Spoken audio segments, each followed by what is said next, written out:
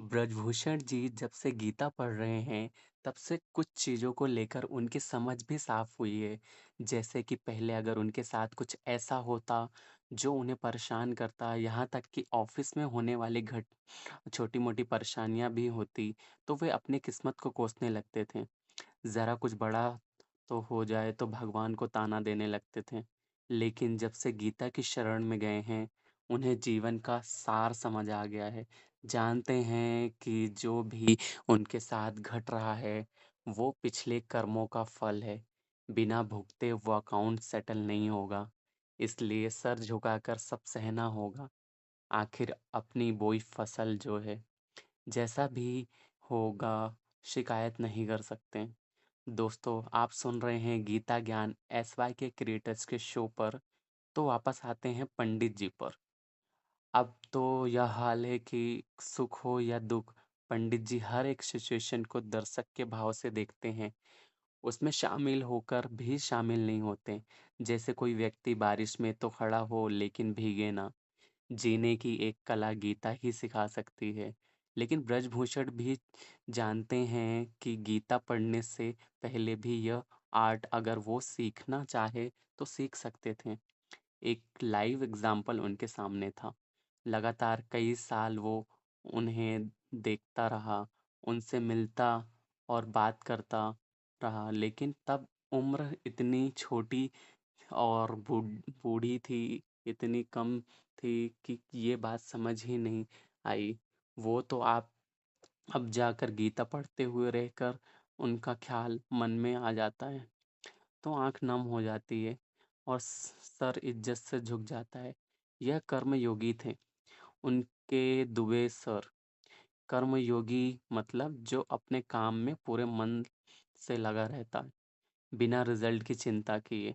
Dubey ji office में पहले boss के रूप में मिले हैं और अब दिल में बड़ी गहरी इज्जत के साथ एक खास जगह बनकर रहते हैं।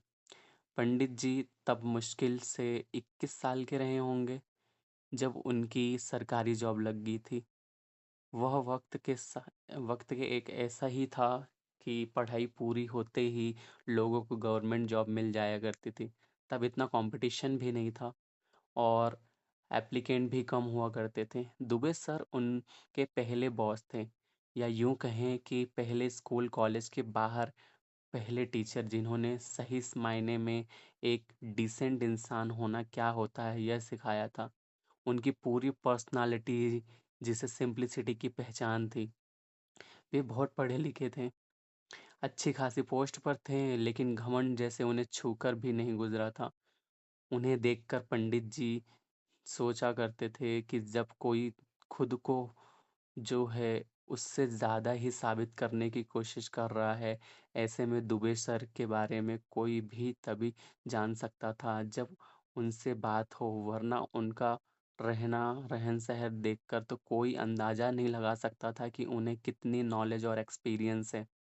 पंडित जी जब ब्रजभूषण हुआ करते थे, यानी उन्हें गीता पढ़ने में इंटरेस्ट तो था, लेकिन गीता को उन्होंने अपनी लाइफ में अप्लाई नहीं किया था और उम्र भी कच्ची थी, इसलिए बहुत सारी बातें उन्हें समझ नहीं आती थी।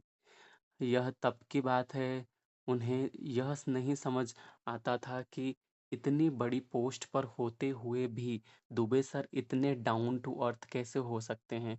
उनके अंडर काम करने वाले लोग उनका कितना मजाक बनाते हैं, उनका फ़ायदा उठाते हैं, लेकिन उन्हें जैसे कोई फ़र्क ही नहीं पड़ता। जब भी ऑफिस में कोई अच्छा काम होता, तब बजाय अकेले उसका क्रेडिट लेने के सारी टीम के का नाम आगे कर देते हैं। लोग हर एक बार एक ही झूठ बोलकर उनसे लीव सेंड करवा लेते हैं, लेकिन वो जानकर भी अनजान बने रहते हैं।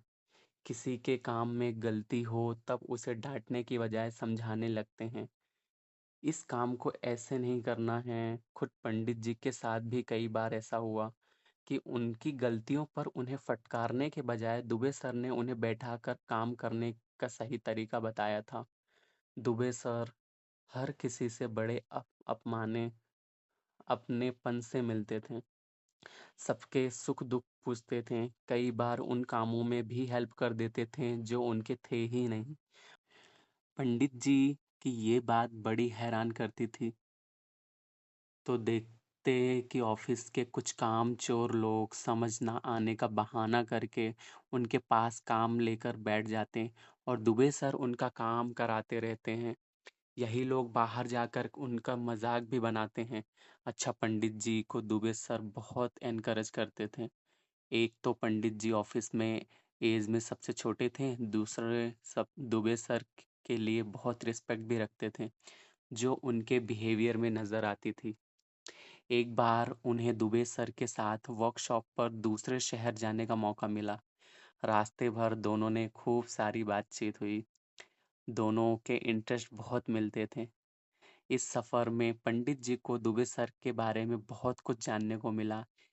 इसलिए कि लाइक स्ट्रगल बहुत कुछ सब बात होगा। बातों बातों में ही पंडित जी ने बहुत हेजिटेशन के साथ दुबे सर से पूछ ही बैठे कि वे आखिर इतने सिंपल क्यों हैं। इतनी बड़ी पोस्ट होकर भी उन्हें अपनी सेल्फ रिस्पेक्ट क्यों नहीं है। दुबे सर इस बात पर पहले तो खूब हंसे और फिर हल्की सी मुस्कान के साथ बोले, क्योंकि मैं जानता हूँ कि मैं कौन हूँ।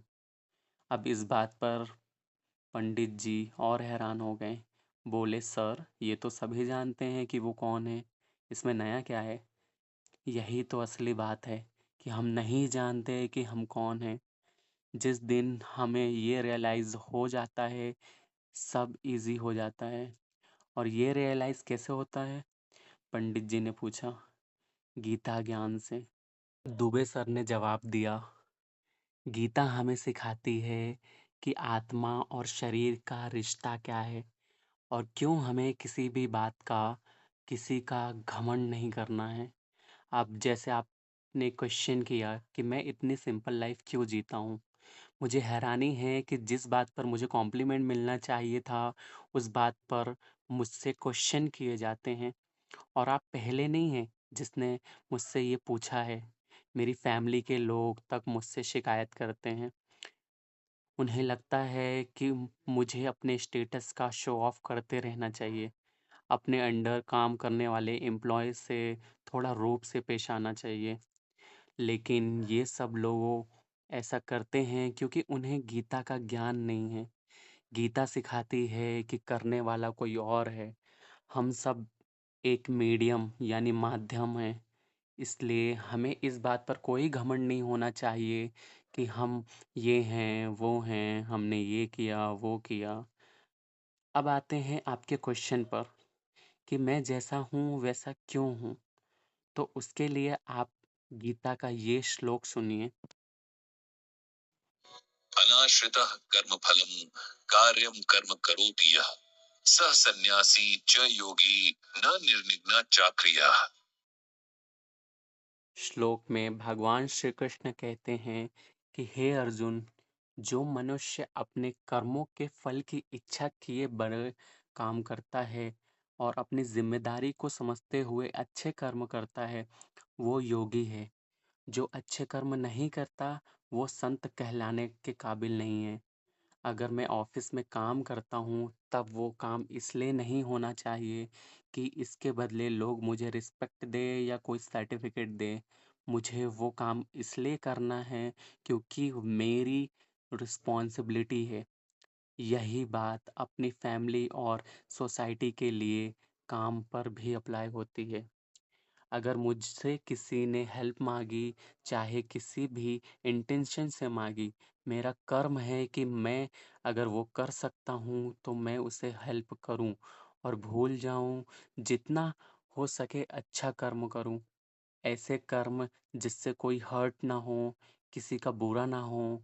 बस अगर इस छोटी सी बात को भी हम अपने लाइफ का में अपना लें, एम बना लें, तो हम संत बन जाएंगे।